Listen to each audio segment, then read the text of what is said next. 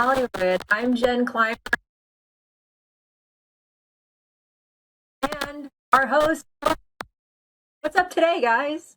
Ooh, it's going to be a really exciting interview. I can't wait to hear about Ed's very interesting and rich life, especially the environmental stuff, which is dear to all of our hearts. So thank you all for another great interview. Well, thanks, Freda, and welcome everybody. Hope everybody had a good break fast and a good Yom Kippur for those, and a sweet New Year. For those who it isn't New Year, you got to wait another 3 months. I'm here as said to talk with Ed Begley Jr. He's truly one of a kind, a performer who is known equally for his prolific film and television career and his environmental activism. From an appearance on My Three Sons to a notable role in Mary Hartman, to starring in St. Elsewhere, as well as films with Nicholson, Streep, Chris Guest. He's worked with everybody, and he knows everybody that he hasn't worked with. His new memoir, The Temple of Tranquility, Step on It, is powerful, it's courageous, and it's life-affirming. You've got to read it. He is also, aside from those other things, he's a great photographer, he's a master carpenter, and he's a stand-up comic. He gives of himself whenever someone asks. I know because I've asked, and every time I have asked, he showed up. Welcome, Ed Begley. Hawk, it's such a pleasure to be here with you. I love your book, by the way. Magic Time is a great, great book, and I really had a great time reading it. Bless you, pal. Thank you, buddy. And here, I love you've got the poster behind you, but here's this book. Wait a minute, I got to do it right. I'm doing it the wrong way. Here you go. You're doing it just fine, my friend. There you go. I love it. Let's start with a real easy question. Why the title, Temple of Tranquility, and Step on It? It's a line that was actually uttered by a great actor by the name of Dick Stahl. He was a great improvisational actor, film and television, and on stage doing improv. But this line, I don't think he said it in a skit. He was supposed to go to this when the Beatles discovered the Maharishi. Many of us were seeking different forms of enlightenment. So he had arranged to go to Hawaii, then on to the Philippines, and then a smaller vessel to get to some remote island to go to this place called the Temple of Tranquility. And he missed the first flight there at LAX to get to Hawaii. So he was a day late, and he missed the flight to the Philippines. And it was really late because of monsoon season. And he got in a little sampan, and he finally got to this tiny little island, and he jumped in a rickshaw and said to the driver, he said, "To the Temple of Tranquility and step on it." So I just thought that was ridiculous and funny and beautiful. And I certainly tried to rush serenity in my life. In my case, I cheated. I tried to find serenity in a bottle of Stoli, and I don't recommend that for people who are looking for true serenity that lasts. But I gave it a good go on. And I'm sure you met a few people in New Year's that did as well. Oh, yeah, no. I was known as ADD boy. And then I'd meditate. You were great. I loved the stuff you were AD on, the stuff you produced, line producer, executive producer. You've had such a great career, and I can't recommend enough your book, Magic Time. It's just fantastic. Thank you. The check's in the mail, Ed. Don't worry about it. Let's start at the beginning. Now, where were you born, and where'd you grow up? Hollywood, California, at Hollywood Presbyterian Hospital. Grew up in a little home in Van Nuys. We were very fortunate, indeed quite well-to-do, I suppose, to have not one but two homes. My dad had a little home out on Long Island, too, for when he did the stage work. But they were modest little 1,700 square foot, two-bedroom homes, quite modest. And the one in Van Nuys certainly was, too. So it was a great way to grow up in the San Fernando. You remember the valley back then. It was like going to Ojai or something. It was more remote. There was still a lot of agriculture. When I was a young boy, we had a lima bean patch across from our house. So I did not realize at the time that I'd won the lottery being born Ed Begley's son. I really did. Well, when did you find out that your dad was this amazing actor? I knew he did this thing, but I thought he made it look so easy. I went, I want to do that. And Hawk, I didn't realize at the time, but I had this resentment. Dad, why don't you get me a TV series? Why didn't he just pick up the phone and get me on Wagon Train, for God's sake? Get me a Perry Mason. get me a Gunsmoke. Like, first of all, he could pick up the phone and do that, A, and B, if he had done it, would I have ever appreciated it? Of course not. I thought it was easy to get a show or a movie, a series. And I went on different interviews. I never got anything, of course, because I hadn't trained. I had no training. Finally, when I began to train and study, then I began to work. So as a kid, were you a good kid? Were you a bad kid? Were you, what kind of a kid were you, in your early, 10, 12, 13? I was a good kid. I was, certainly, yeah, I was a good kid, but I was a hybrid. I was a secret bad kid, that for a while my dad didn't know about. He finally figured out when some of the sleeping pills from the medicine cabinet were missing. He started to put two and two together. No, more likely my stepmother did, because I don't think my dad ever took them. That's why I didn't know that's why I thought I could get away with it. It started with that. And then I started, smoking some pot. I suppose that's fine in moderation, but I never knew moderation. And then I started drinking, and I drank a quart of vodka every day from 1971 through 1978 and operated a vehicle. And thank you, God, I never killed anybody. But imagine doing that, driving around that crazy every day. And I did it and somehow lived to tell the tale. And I'm more than grateful for it. Well, you've got a lot of amazing stories. That's why I said courageous, that you opened up in your book and that a lot of people are going to read. The biggest revelation, why don't we talk about, and this is, I don't know how anybody handles this. You're 16, you're just turning 16 and your dad's driving you to the DMV. Can you kind of tell us that story? Yeah. We were at my dad's business manager's office, which we would go to occasionally to pick up a check or a document. In this case, it was the latter, this vital piece of information that I needed to get to take my DMV test and get my license. It's called a birth certificate. So I'm in the back of the car. We've just left Beverly Hills, going back to the valley where we live. And I open up the envelope just to see what it looks like. Is it written in quill, with a quill and ink? I'm not sure. Is there, cute little picture, a baby footprint to keep me from being switched at birth? I wanted to see what it looked like. And on the mother's name, Hawk, it's the same to this day. There's no mother's signature. It's blank. I thought, that's odd. Dad? He's driving it back to the valley. Why is there no mother's name in the birth certificate? Long silence. Keeps driving. Finally, because Amanda wasn't your mother, which was an odd thing to say, because Amanda was my mother. The woman I knew I could remember, it was my mother, and everybody said she was my mother. And she said, hello, son. I said, hello, mom. Turned out that was not my mother. My dad had taken up with a page at NBC, and he had not one but two children with her. So when I learned that Amanda was not my mother, I said, well, who was my mother? They said, Sandy was your mother. And, like explosions in my brain, because there's this woman that I used to see 2 or 3 times a year. She'd give me a little Christmas present or an Easter basket or a Valentine's box of candy. And I loved this woman, just crazy about her. Turned out that was mom. And did you confront aside from your dad, when you saw the woman Amanda who was married to your dad? How did you talk to her about this? That option had been removed from me because she died when I was 7. So I didn't. Right. There's no way to get into it with her. But my dad, I'd never confronted him about anything. I was very, overwhelmed by my dad's incredible voice and power and what have you. So I just did as I was told. Maybe that's why I was considered a good kid. For the most part, I was a good kid. But I did want to talk to my mother now, finally, as my mother, this woman, Sandy. I wanted to talk to her. A phone call was arranged, and I talked to her. I was very excited, to have a mother where just a few hours previous I did not.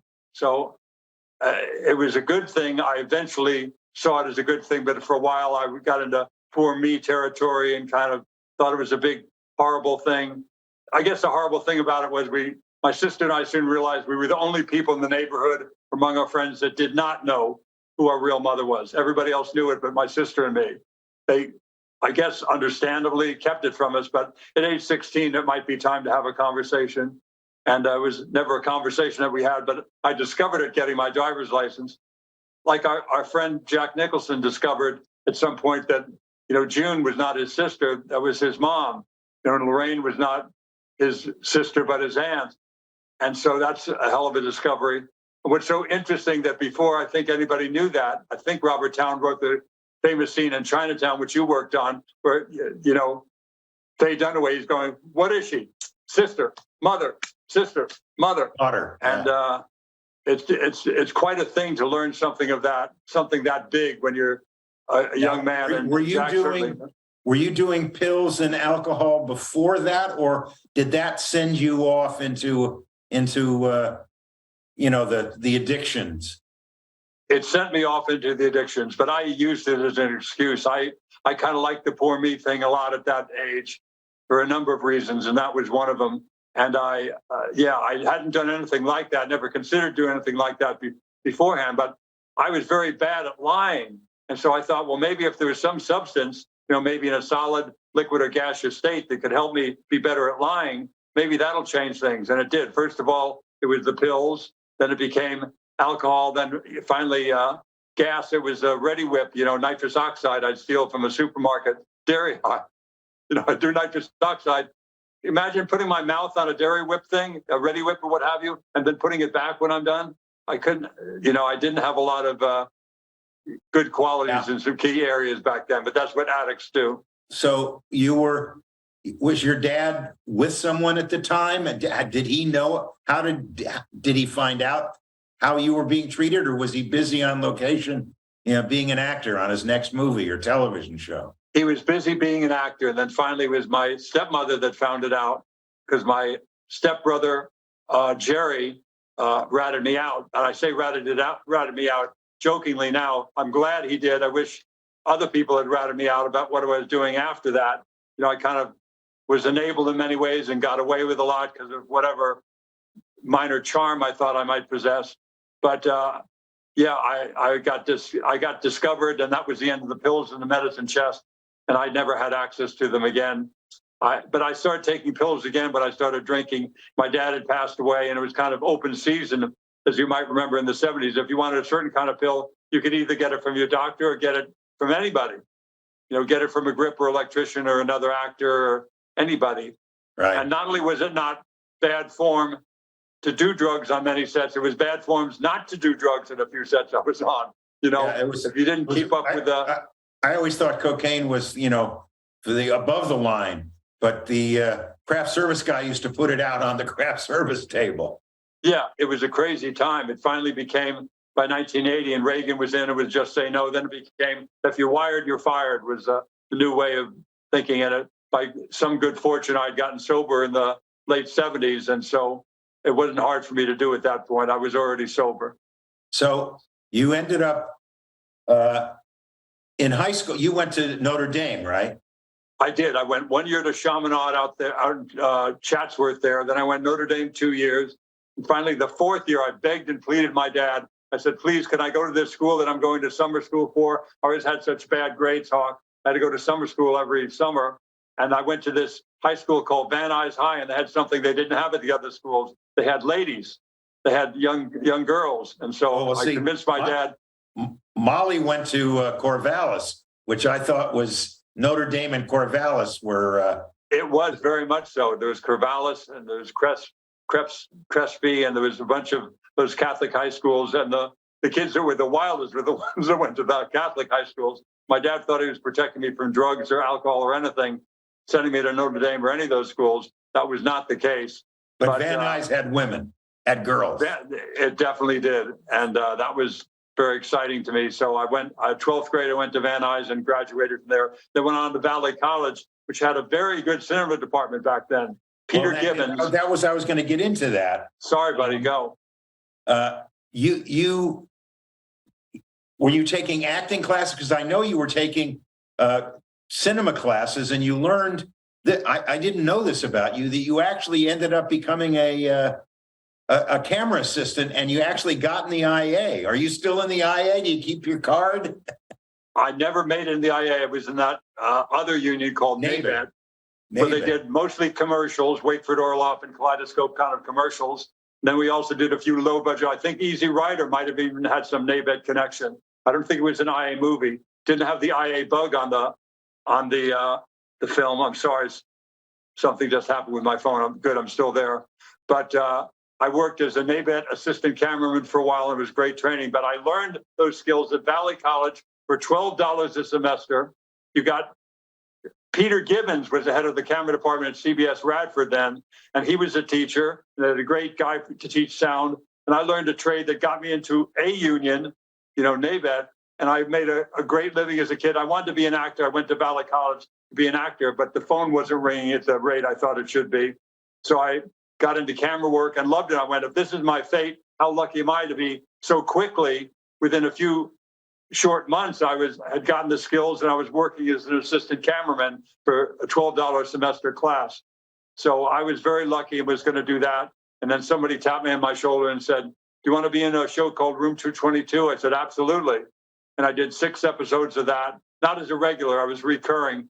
And that's when things began to change for me as an actor. Wow.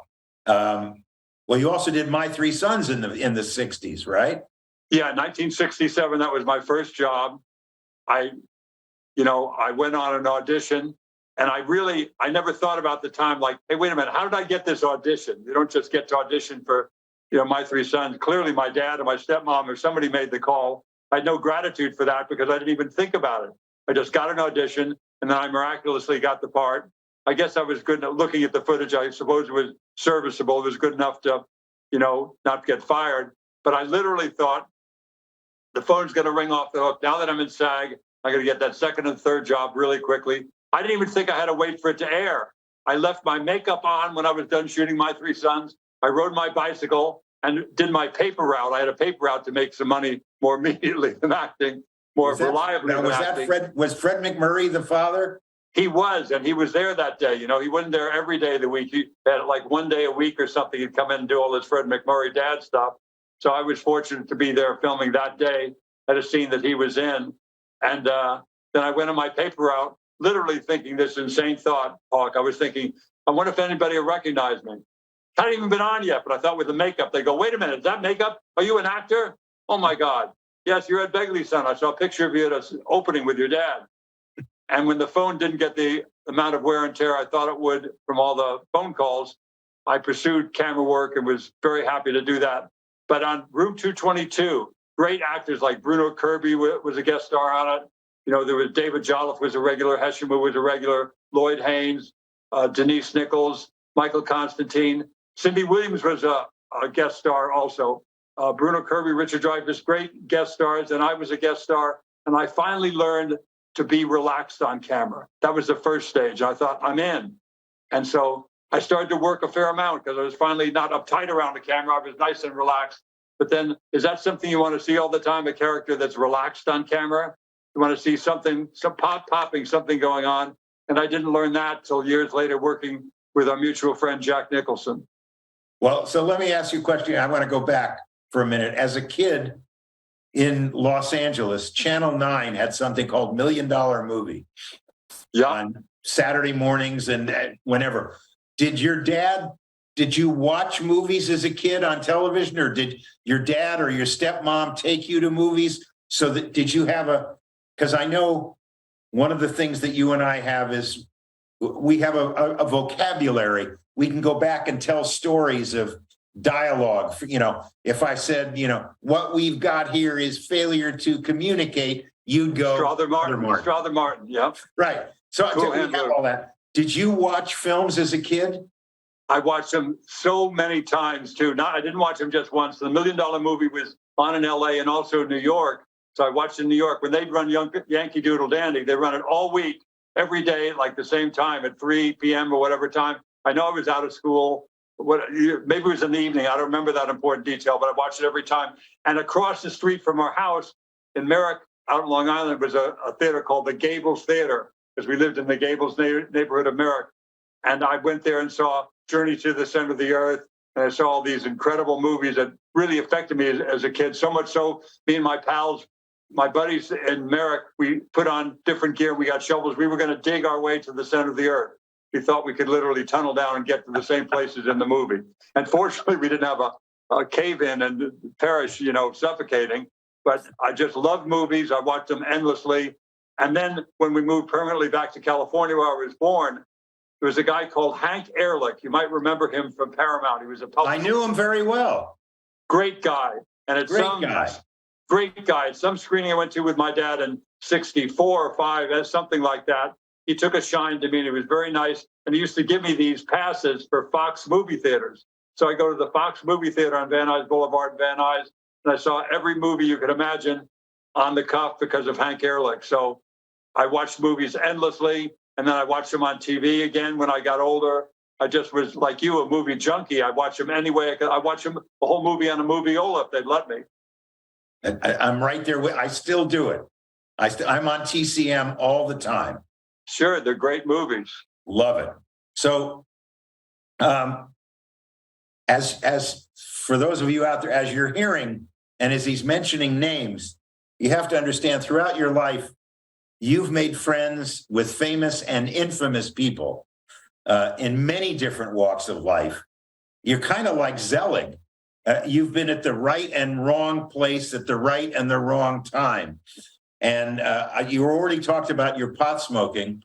Tell us about a time you ended up at the Spahn Ranch. Yeah, James Jeremias was my best friend at college. And so we were in Pete Gibbons' cinematography class together. We made movies together. And one day he wanted to visit his friend David Kurland, who lived somewhere up in Chatsworth. And so we went to visit him. He lived in a tree house, this kind of very well-built little tree house next door to this saloon. And so we went and visited him, smoked a joint. Then that joint was gone and David didn't have anything. So we went up the hill to where this family lived and smoked a joint with them. Seemed like fine people, just a house I'd never been to before and would probably never go again. People I'd probably never see again. But one guy he heard my name, he heard that Begley was my dad. So he said, hey, I've got some songs I'd like to get looked at. Is there any way? I said, I didn't know a lot of people in the music business, but I'd look into it. And then a year later, I saw all those same people in the newspaper. They were Patricia and, Tex and all the Linda and all of them. And this one guy with these crazy eyes, Charles Manson. We smoked a joint with Charles Manson. Zelig for sure.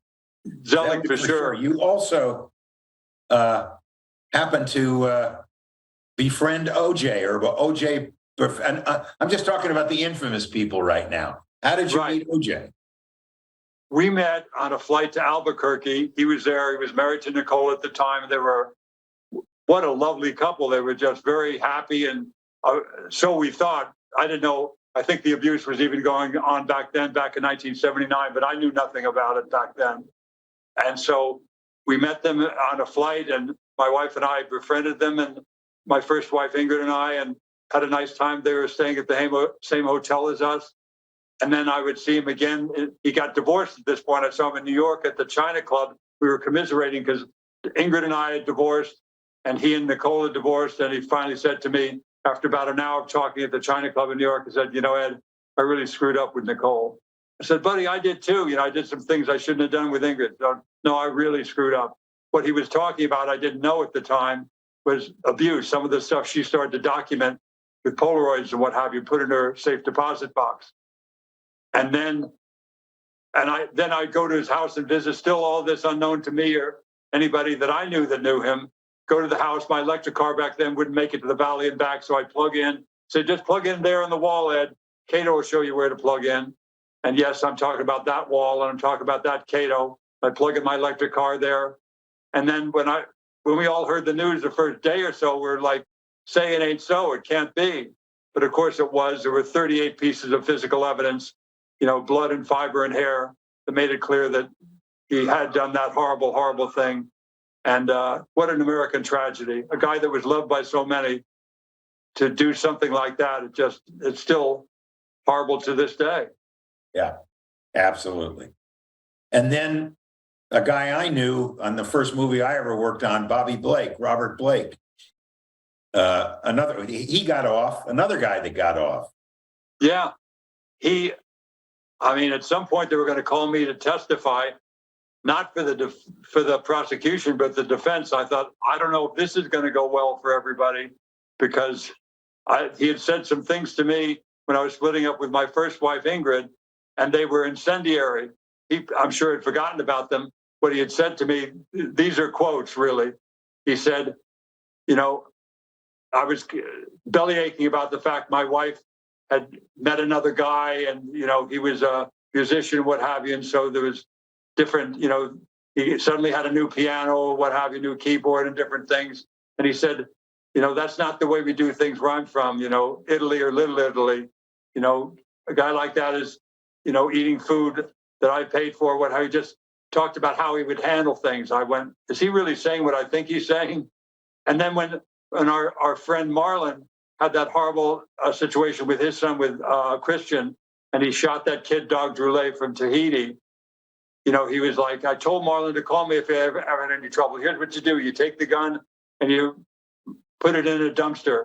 You get some pasta sauce and put it on your hand so they can't find the powder burns. And he had all these different things that he said you should do if you shot somebody. And they're all things that wound up happening in this case to that poor, unfortunate Blakey woman.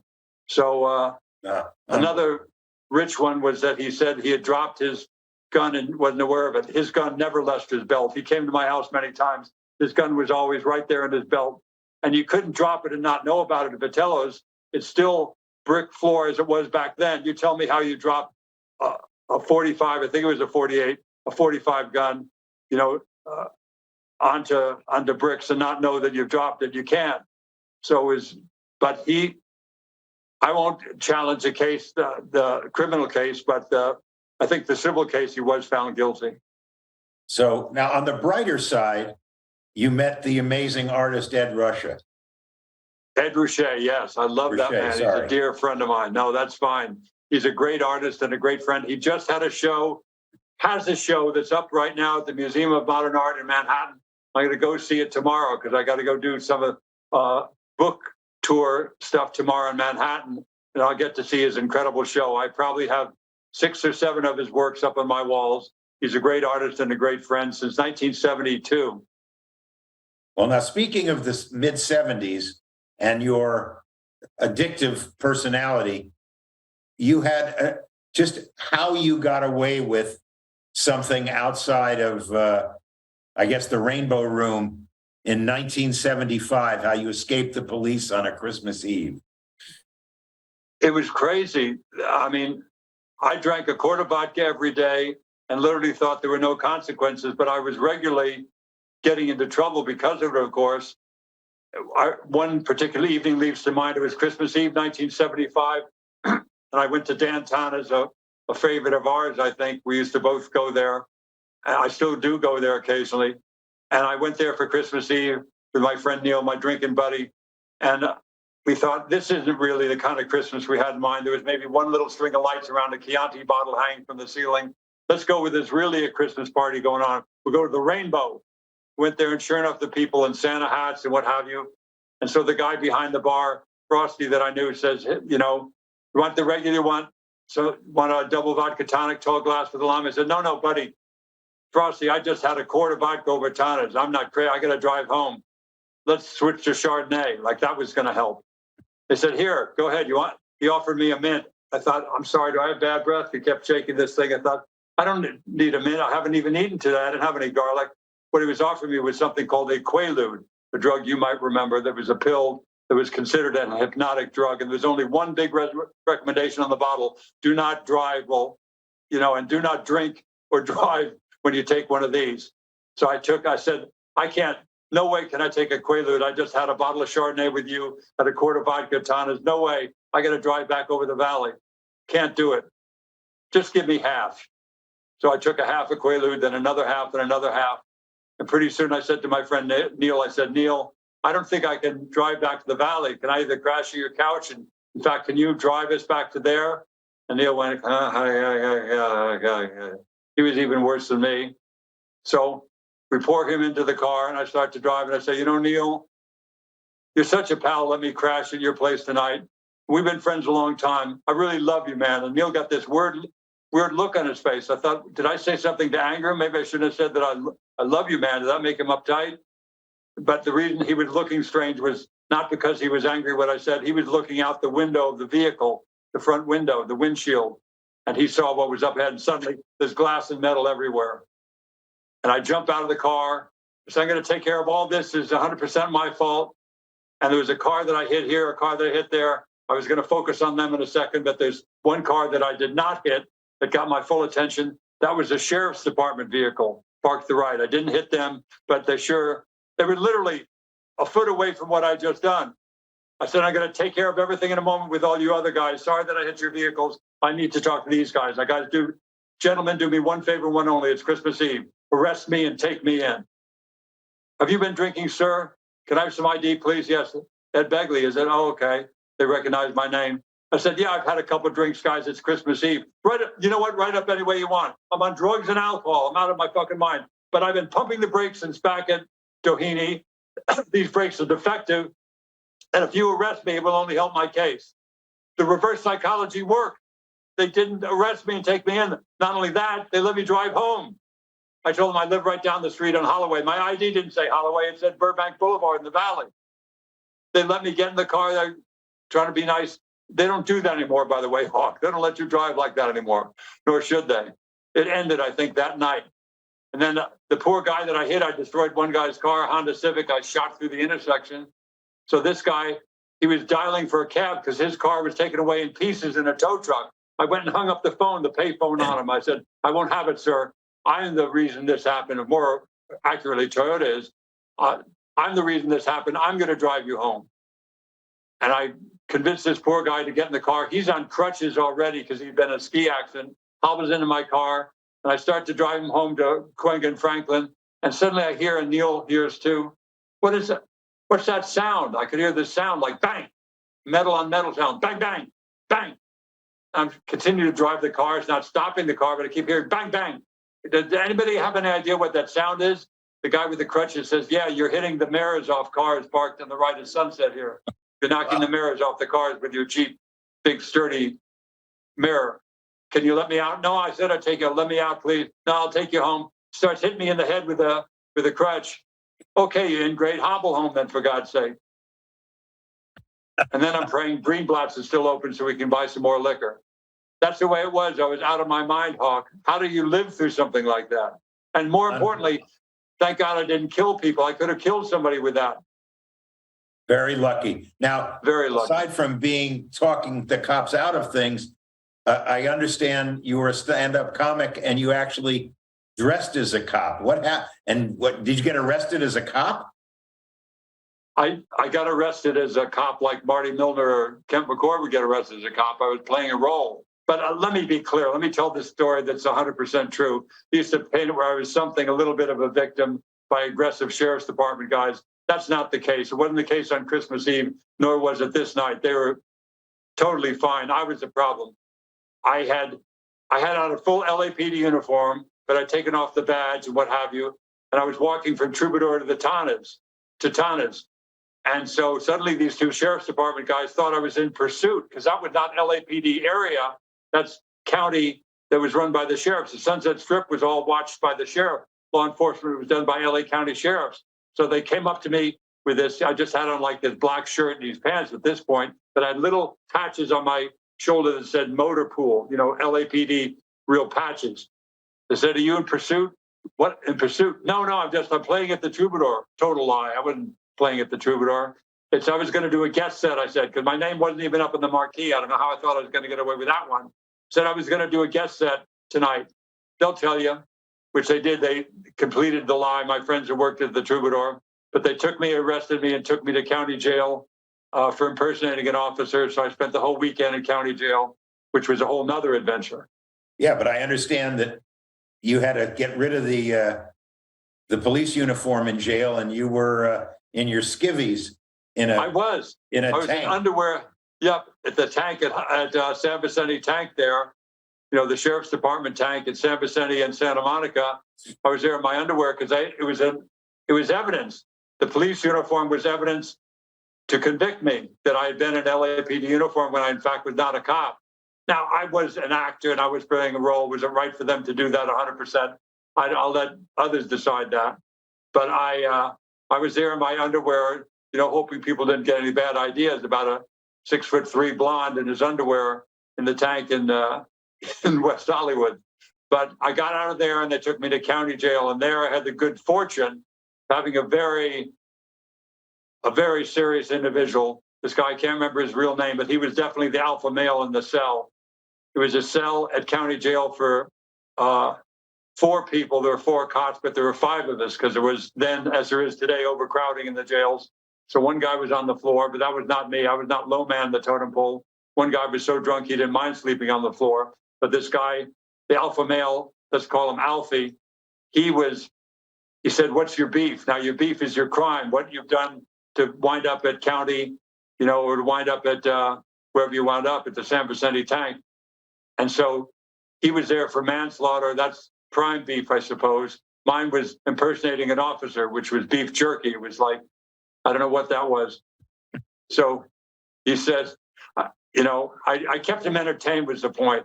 I kept doing some stand-up material or whatever I could do, improv material based on my situation. And he kept laughing. And that was a huge currency there, because if you can help the time go by when you're in county jail or any jail, it's a valuable commodity. So I was able to do that. And Alfie was quite grateful for that. Now, there's a zillion more stories that I'm going to get to, but I got to stop because in 1969 or 1970, all of a sudden, or not all of a sudden, you became interested in the environment and you became a vegan. Now, you were a vegan drunk. I was that weird combination of vegan, alcoholic. I would go to Old World, and how they didn't laugh me right out of the restaurant, I don't know. But I would go there and say, "Hi, I would like to get the organic omelet, please, the cage-free, free-range chickens and what have you. And I'd like the Belgian waffle and that with the whole wheat flour and the Altadena raw milk, organic. Yes, it is. Good, bring me that. I'm pretty hungry. Also, can you bring me 2 Bloody Marys? Not 1, but 2. I'd order 2 at a time. The guy'd come back with 1 Bloody Mary and say, "Kevin, is it?" What was it that drove you to become a vegan and to get involved in the environment? I became a vegan because in 1970, I got involved with the first Earth Day.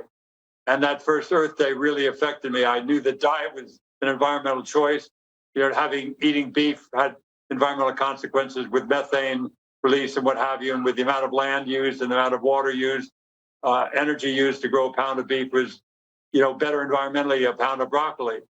So I did it for that reason. And I just kept doing it. So I was really dedicated to that and the environment, but didn't see the dichotomy. I didn't see the contradiction in being a vegan alcoholic. I mean, I'd leave a perfectly good bender with my friends who are drinkers and say, "Look, I got to go. I'll meet you guys later at Tana's." "Where are you going?" I said, "I got to go to the gym and work out and have some brown rice and vegetables."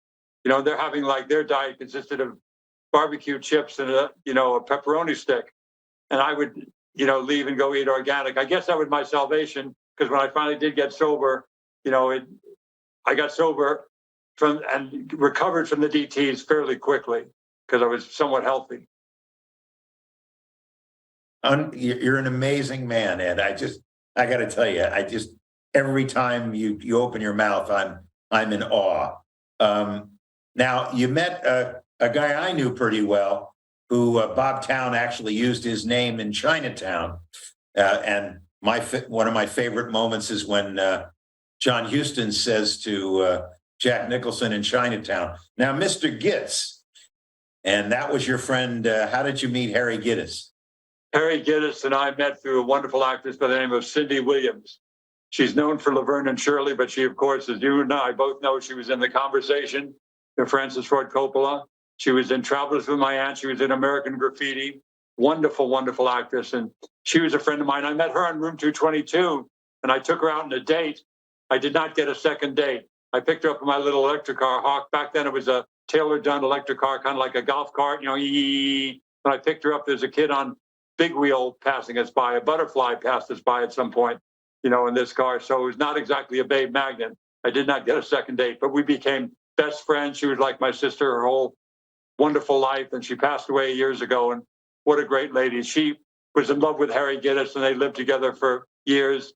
And he was in love with her. It was a great, Hollywood romance for a while. And they split up and remained great friends for years. She Now, later married. Did you know Harry before you did Going South, or did you get? Yes, I did.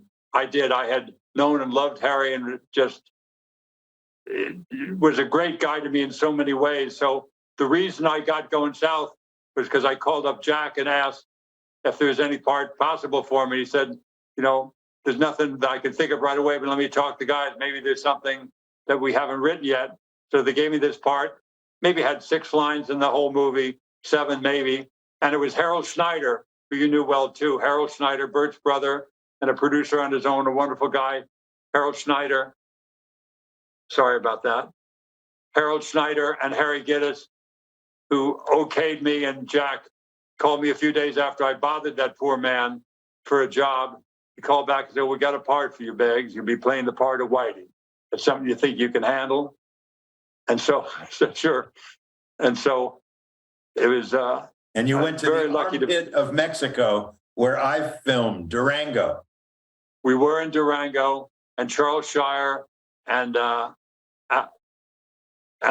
Mandel were the writers after the original script that was done by John Shaner. And we did that wonderful movie. And it was Christopher Lloyd, John Belushi, Danny DeVito, Mary Steenburgen's first role, which she was terrific. We had the best time in that movie. My God, did I have fun.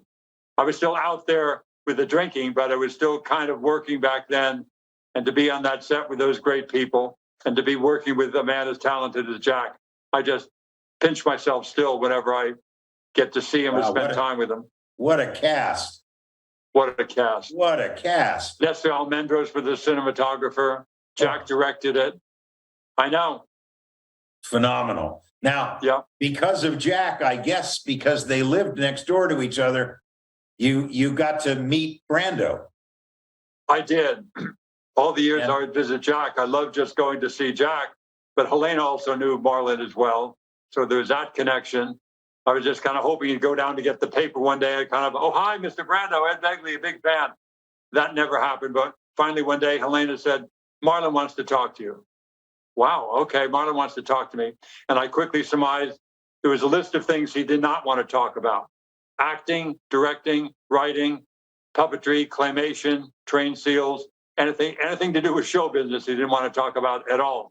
He did want to talk about drywall, copper pipe versus steel galvanized, wind turbines, solar panels, anything,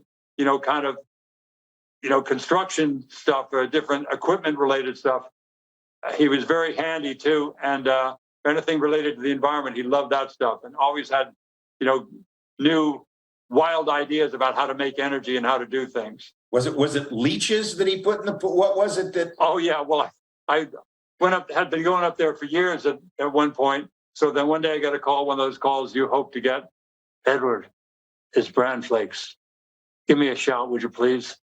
I've got an idea. I finally decided we should do something together. There's a project I want to work on with you. We have the distribution, got all the financing.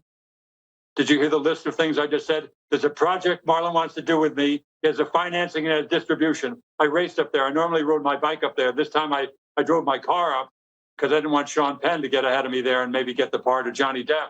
So I raced up there, and I'm always riding my bike up there. So the first time I really had to obey the sign that was on the garage, big letters, this big. Letters were this big, said, stay in your car, honk your horn. And I knew the reason for that. So when I got out of my car, I didn't stay in my car. I got out of it, just offered my neck and bent down because these giant dogs, biggest dogs you've ever seen, they could compete in dressage, came bounding towards me. But they recognized me because I've been up there many times. And I was very careful to not play with them too much on the way past the swimming pool. There was now an algae pond. I didn't want to fall into that. Imagine if those gunite walls could talk, Hawk. What had gone on in that swimming pool? One can only imagine. So I met Marlon, sat down to get into another wonderful bullshit session with Marlon. With always great conversations about everything and anything you could imagine. This time he starts off. Meanwhile, you're waiting to get the script. I'm waiting to get a script. Does he have a treatment? What? Tell me more about the movie we're going to do. Do you know how many volts an electric eel puts out? How many volts an electric eel puts out? No, I have no idea. I imagine it's high voltage, like a couple hundred volts, but less than an amp, I'm sure, not a lot of current. See, this is why you're so good for this. I had the right idea. You're perfect for this project. What's the name of the town down the coast? What's the name of the town down the coast? You mean south of Santa Monica? There's like Palos Verdes, there's Long Beach, there's Seal Beach, there's Huntington, keep going. There's La Jolla. La Jolla, that's it. The Scripps Institute of La Jolla. Do you know what a plecostomus is? Said, I happen to know what a plecostomus is. It's a suckerfish. On the live off algae. Is that what you're growing in the pool? No, for God's sake, stay with me here. That's just a food source. The electric eels. They're going to give me 75 electric eels. They're going to put in the pool. I'm going to run the whole house. What do you mean run the house? You're going to protect the house like a moat with electric eels? They're going to sink? No, I'm going to run. You're not listening to me. Try to pay attention here. I'm going to run the house. You're going to run the house with electric. Marlon, you're not going to run anything with it. I don't think you can light a hobbyist light bulb at a science fair with 75 eels even. They just zap a creature for a second, then it's gone. You need sustained power. Why is everything no with you? Why is everything always negative? You can't. And then I finally realized the key words I so misunderstood. He had a project, he did. He had distribution, he did. He had financing. Okay, I had misunderstood everything. Then he said, okay, I got another one for you. What about your wind turbine? Do you still have the wind turbine in the desert? I said, I do. It's a, nice, still giving me checks every quarter. It's a nice wind turbine. How would you like to double the output, double the power in that wind turbine? So that'd be no small task. I'd love to do that. How are we going to do that? Give me a piece of paper. Gets a piece of paper and a pen. He draws a picture hawk of my wind turbine.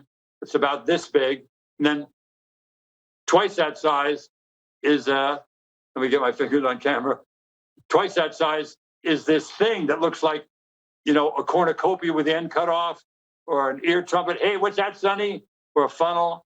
And so I said, what is that? I said, that's going to double the output of your wind turbine. I said, what's it going to be made out of? Space-age polymers. Did you have any idea what that's going to cost? What the return would be in power? It's not going to pencil out. Moreover, the Audubon Society is never going to let you do it. You're going to suck every bird from the Pacific Flyway into that Cuisinart you put in front of my wind turbine. And more than that, the wind turbine structure and the concrete pad it sits on are only designed for like 25, 30 knots worth of power. After that, you may have noticed they shut off. They put the blades just like this flat so it doesn't move. Otherwise, it would you'll tear it into like Tinker Toys. There'll be shrapnel out there in the desert. Once again, why is everything no with you?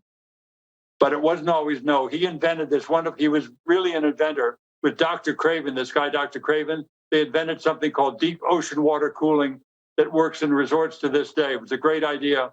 When you go to his resort at Tahiti or other resorts, 2/3 of your power, and it's very expensive power in a place like Tahiti because it all comes from diesel shipped from overseas. A kilowatt hour costs you 50, 60 cents. 2/3 of the power is used to cool the guests, to cool the employees, and to cool the food. But if you can do that with deep ocean water for a fraction of the wattage, you pull the water up from 400 feet down, doesn't harm any sea creatures with the way they do it, puts it back down. It's not boiling, coming back down, just slightly warmer. And you harm nobody, no sea creatures with it. And you get this incredible amount of power. He invented that with Dr. Craven. Marlon Brando did that. Isn't that amazing? Amazing. I just got to go to another Zelig moment. You're still drinking and you're in New York with, it kind of boggles me to say, with your pal, Harry Nilsson. I mean, right. And he, I think he was going to take you to the Dakota for some kind of a dinner. Yeah, he said to me, you want to grab dinner with me and Una tonight? I said, sure. That's his lovely wife, Una. And so I meet them at the Navarro, later to be called the Ritz-Carlton, I think, and they're on Central Park South. I meet him there at the hotel, and we get in the car, and we pull up in front of the Dakota. I go, wait a minute. I'm thinking, I know who lives in the Dakota. He said a dinner with friends. He wouldn't mean, no, it can't be. We take the elevator up, opens the door. It's John and Yoko opening the door themselves. There's no like butler or kind of help or assistant, what have you. Just the two of them with the baby in the other room. Yoko's made, come in, would you? Have we met before? I think I know you. John Lennon says this to me. I'm just trying to keep my face from cracking and crystallizing and turning into dust on the floor. It's good to see you again, Mr. I met you one night at the Troubadour. I can't imagine you remember. Oh shit! Why did I say imagine? I'm an idiot. What am I doing in John Lennon's home? And so we went in and had this lovely meal. And finally, he goes, "Yoko, it's Mary Hartman. It's a deaf mute." And he became like a fan, asking about what Louise Lasser was like and all of this. And he was just a guy that wanted to be treated like a regular bloke. And he treated me the same. It was just an amazing evening spent with John Lennon and Yoko. And she made a wonderful macrobiotic meal. I thought I died and gone to heaven. I got to know the other lads a bit as well. I just met Paul. I don't really know Paul McCartney, but I love his music, of course, and everything about him. But I got to know Ringo fairly well, and I knew George fairly well too, and I certainly knew John a bit. How lucky am I? It's like you say, it's like Zelig. Talk about Mary Hartman and Louise Lasser. Her earlier husband certainly did a movie about that called Zelig. And that's what I was, this person that went up in these impossible situations, not even knowing myself how I got there. But I think in my case, more like Forrest Gump or Chauncey Gardner, I think is more my speed. All right, so here's another one. You knew Mary Steenburgen, and you go to Ojai, and I guess they played Trivial Pursuit. Yeah, she occasionally had some guests over to stay in their guest house. Ingrid and I, my first wife, Ingrid and I were two of them. That's how we wound up moving to Ojai. We went and spent the night in their guest room. But this evening, they had some friends they wanted to have dinner with and maybe play that new game, Trivial Pursuit. And they were the governor and first lady of the state of Arkansas, when Bill and Hillary Clinton. So we played Trivial Pursuit, and finally Ingrid and I got there for the final wedge, and it was a history question or something. I wish I could remember what the exact question was. It had something to do with Pope Pius XII. And I gave the answer, which was the answer on the card. And so we had won. And Bill and Hillary thought it was something else. They might have even been right. But I said, look, that's what's on the card. They remembered for years the correct answer to the Trivial Pursuit question. And moreover, they would regularly say, I'd be at some event years later, and the president of the United States would say, Ed Begley, he showed me my first electric car. It was a Taylor Dunn. It was a friend of Roger Diamond's house. He remembered these details about the electric car.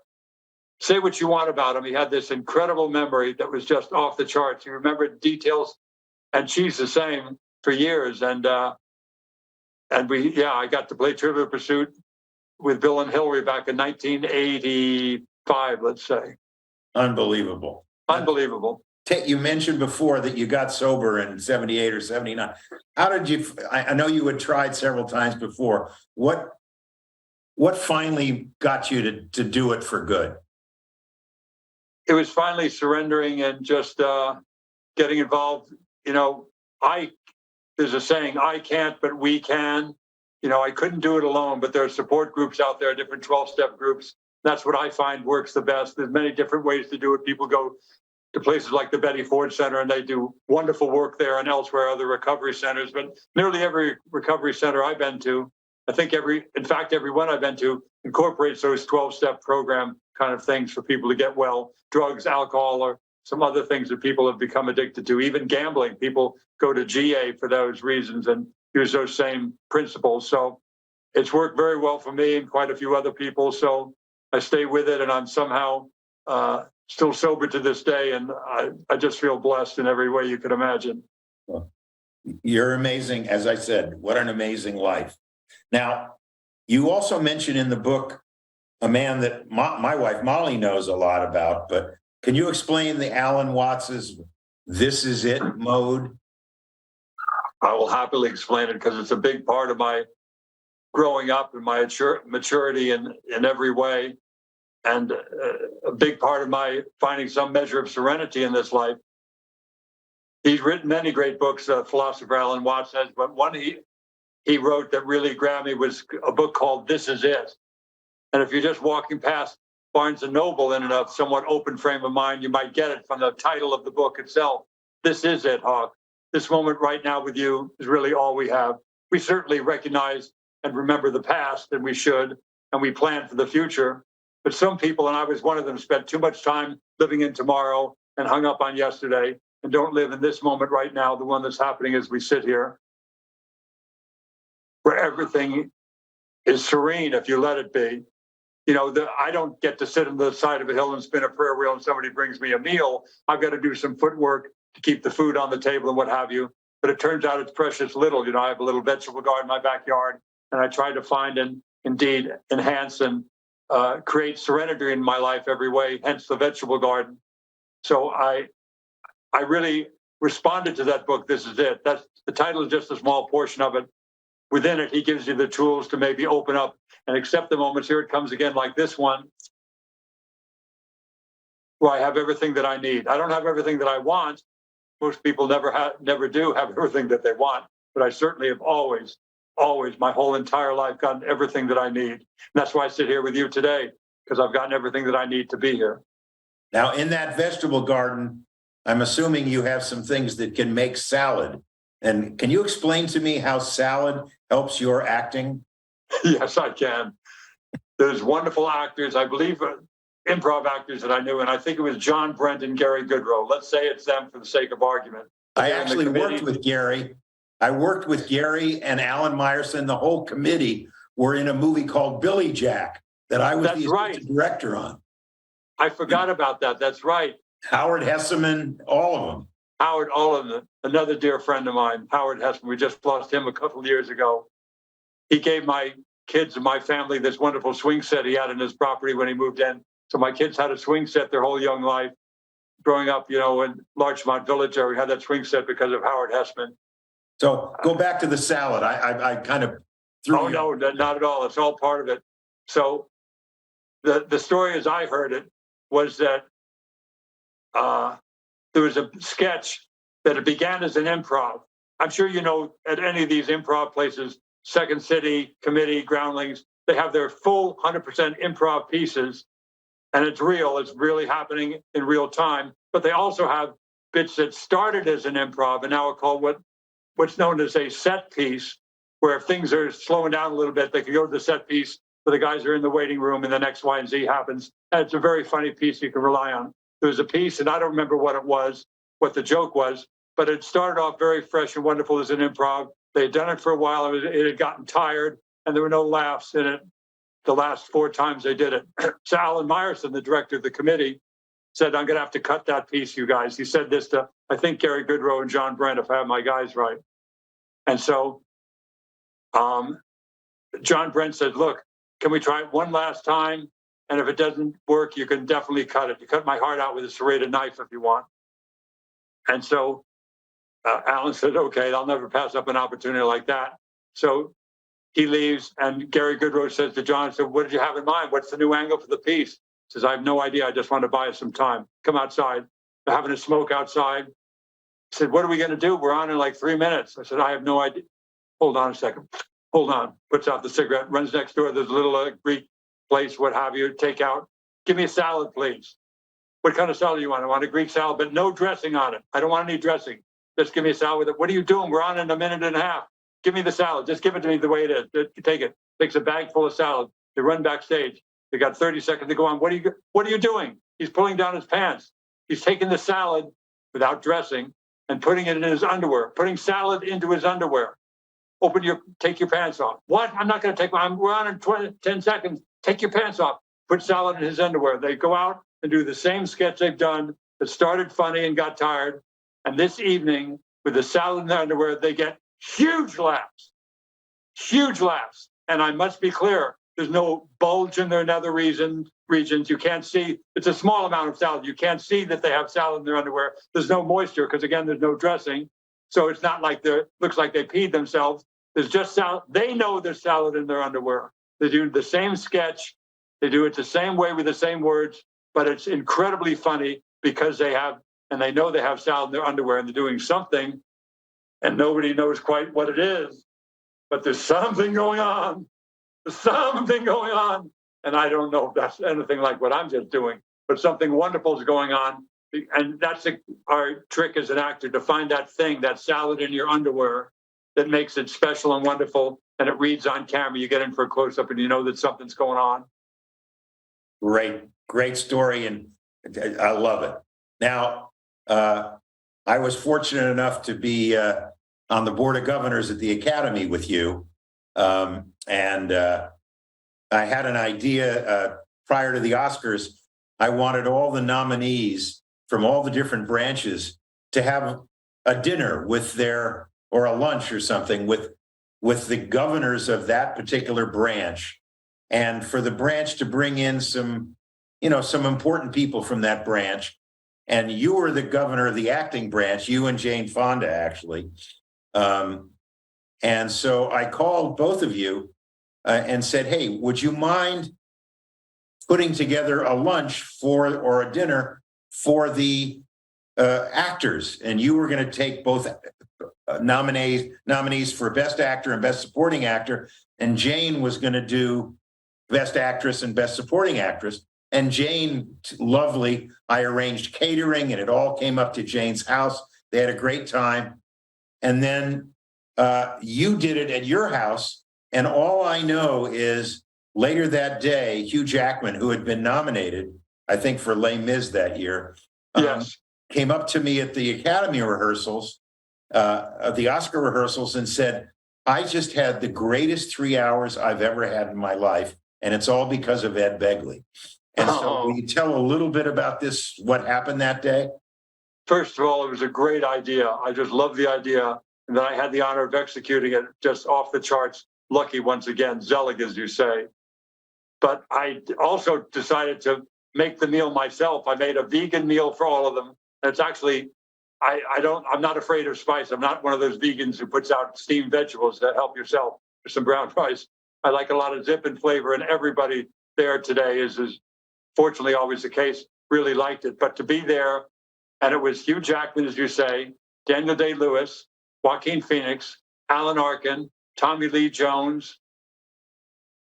Who am I forgetting? Am I forgetting anybody? I think that might be everybody. Wow. But what a time. I just can't tell you what a joy it was to be with those people. And the conversation I didn't say much at all, of course. I'm just a fly in the wall. I'm just a chef at that point, cooking and bringing different dishes to these guys. But to be there in that room, and they clearly loved it beyond words, because there was no pressure whatsoever.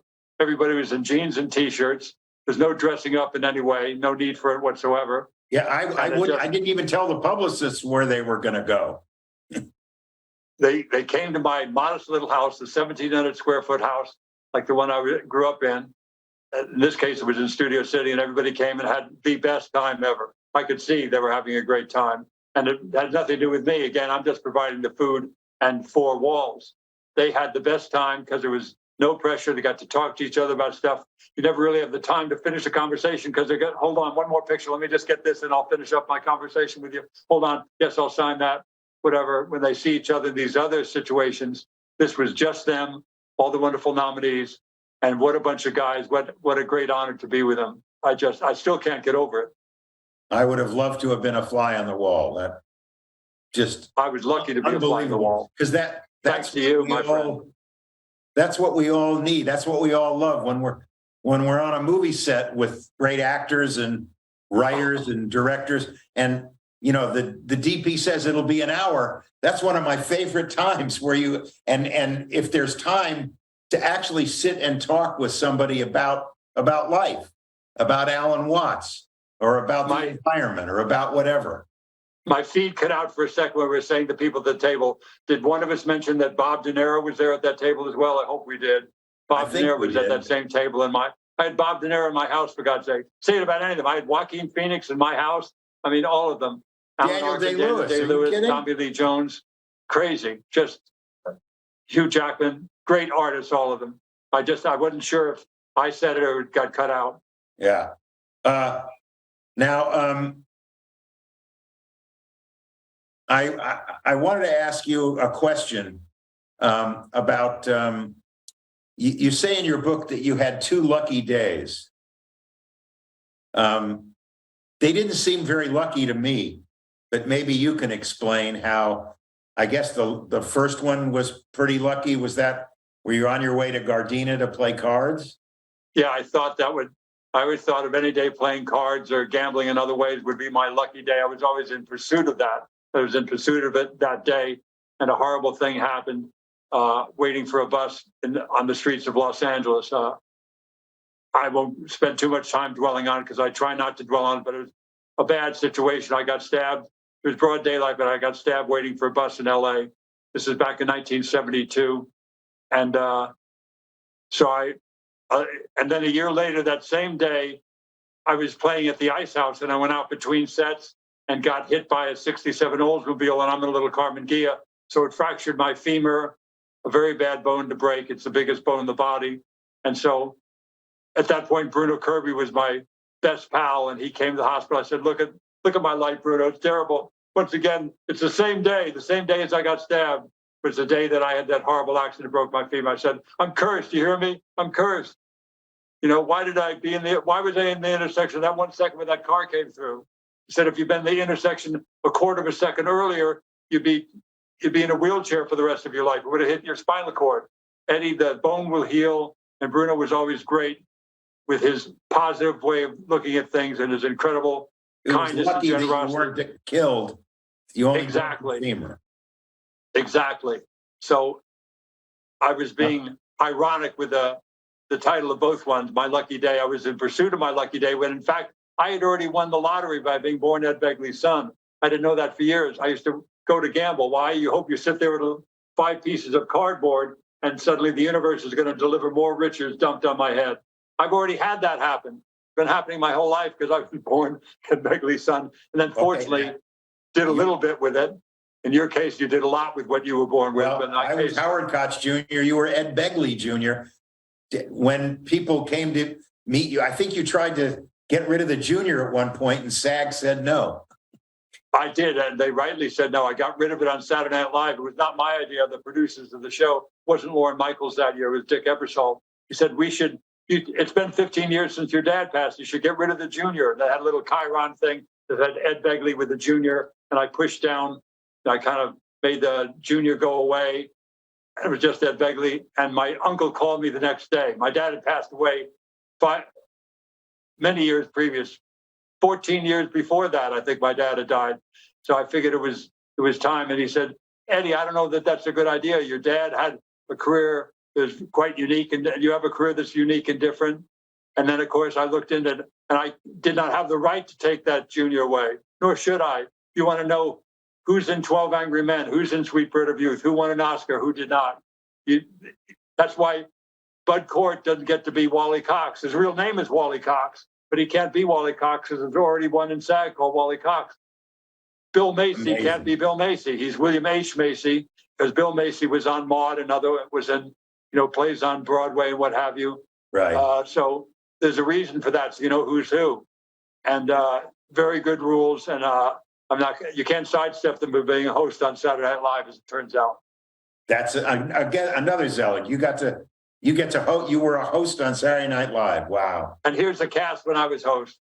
It was Martin Short, Christopher Guest, Billy Crystal, Julie Louis-Dreyfus, Harry Shearer, also a writer. Also another writer was on the show, a man by the name of Larry David was a writer on the show. Yes. Brad Hall, that Julie Louis-Dreyfus married. I mean, what a deep bench of writing and acting talent. And I got to be on it. Had the best week of my life I've ever had. Jim Belushi was on the show. The great Jim Belushi was on the show. It was just a fantastic cast, great writers, great everything. And I got to host it. It's a dream come true for a comic, for an actor to be on that show. And I got to do that one too. Well, as another dream come true, not just as an actor, but as an environmentalist, evidently you got to become friends with and help Cesar Chavez. I did. He was a great man that I supported from a distance as a young man. I had friends at Valley College that told me about the plight of the farm workers. I knew nothing about it. They had to work with these short hose, not a proper tool to work and break up the ground. And then they also didn't have bathroom breaks or toilets out there in the field. They didn't have drinking water provided for them out when they're doing this hard work in the Central Valley. So I tried to be of help and send money to the strike fund. Then one day in 1985, I'm at a restaurant on the way to LAX called Pans, P-A-N-S, maybe 2 N's, I don't remember. And I stopped there for a bowl of oatmeal. And this guy gets out of this beat up car. And I go, that guy looks just like Cesar Chavez, but it couldn't be him because of the look of that car. He's like Jimmy Hoffa level of fame. He's a union leader that's known to the world, known internationally. And I realized right away, wait a minute, that's exactly the kind of car that Cesar Chavez would be driving, because he's not trying to line his pockets or anything. He's just trying to do what he used to do for a living, which is to help the farm workers, to help them get a better life. So he walked past my table when he went to his, and I could see up close it was definitely him. So I went over to his table and I gave him my business card, said, if I could ever help, please let me know. When he did. And I got to work there I got to work up there at, in Keene, California, where they had the United Farm Workers headquarters. Got to work with him and his family. And I got to be a pallbearer at his funeral. I felt so lucky to know him and work with him, because pesticide issues were a big thing for him. That was an environmental issue for us in the environmental community, but it was definitely an issue for them because they were the ones being sprayed. They'd be working in the fields. The plane would come over while they're working and spray them. And they didn't have the proper masks and gloves and what have you a lot of times working with this stuff.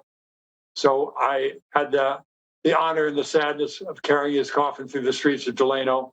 And he was a man like no man I'd ever met in my life. He was just an amazing human being. I have to go back to Saturday Night Live for a minute because you mentioned Chris Guest, and I know one of my favorite, filmmakers is Chris Guest. I love all of his films, and you've been fortunate enough to be in a bunch of them. How did that come about?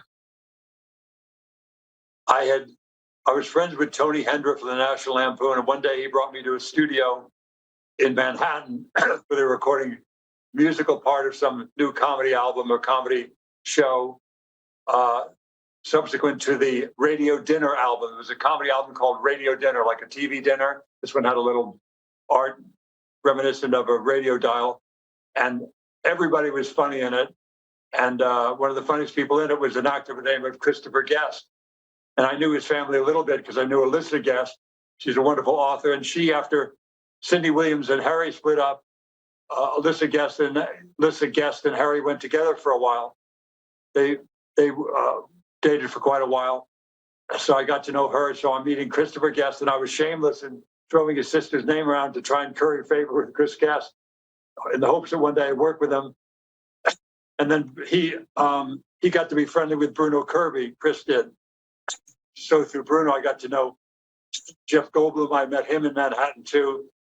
And they had all worked together. And I think Between the Lines, I think, was the movie that they had worked on.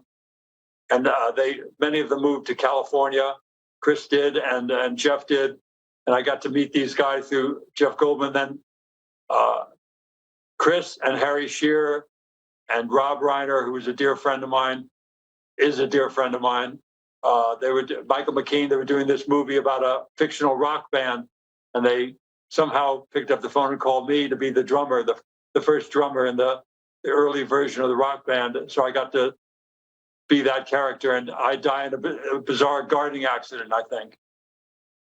But I got to work with Chris on that film and many other films, and how lucky am I to work with that group over these many years? I just feel blessed beyond words. Very lucky. Now I'm going to give you a hard one. In your fantasy, and I realize you live in the now, and that's great, but in the future, who would you most like to do a film with? Actor and actress.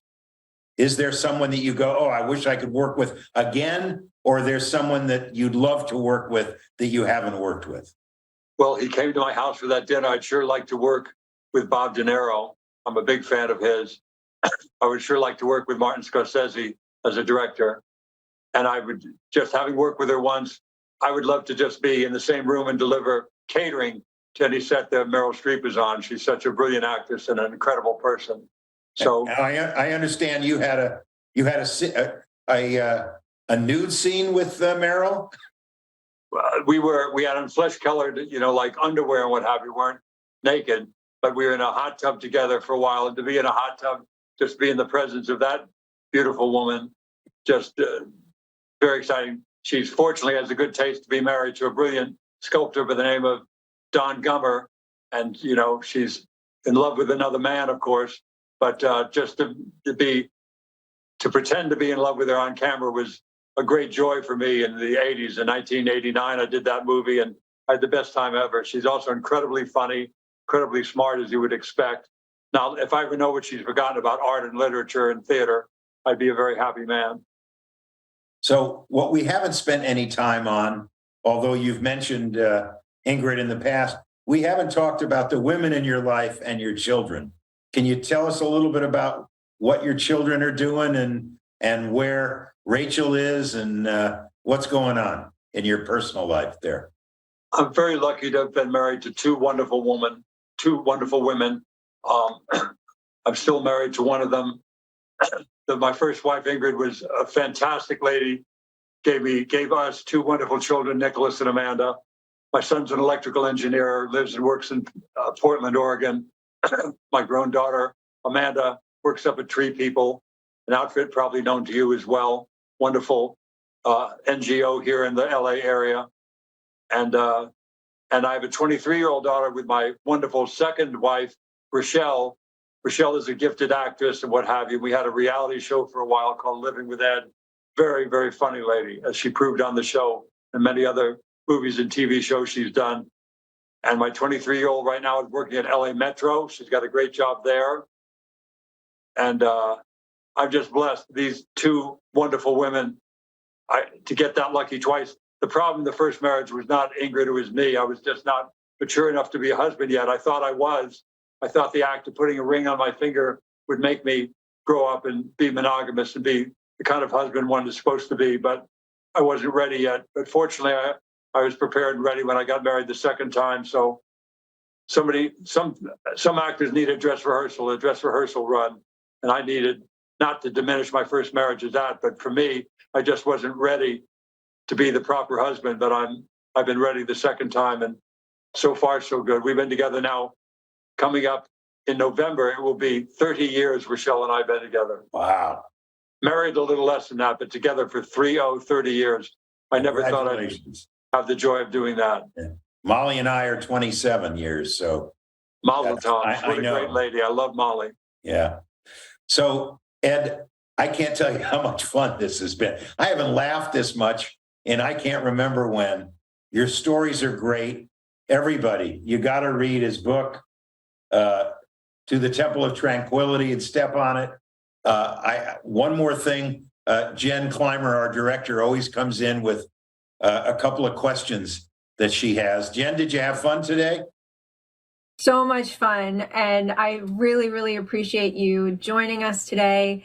The two questions that we ask everybody, very difficult, so brace yourself. Yeah. But what is your favorite movie and what is your favorite television series? My favorite movie is Midnight Run, but I put a close second because it's a perfect movie, but I was also in a perfect movie called The In-Laws. So they're neck and neck. And George Gallo's a buddy of mine. Isn't he great? What a great script that is. Marty Brest at his best. And Bob De Niro, brilliant. Chuck Grodin is a national treasure, even though we lost him a couple of years ago. What a national treasure. And that I got to work with him.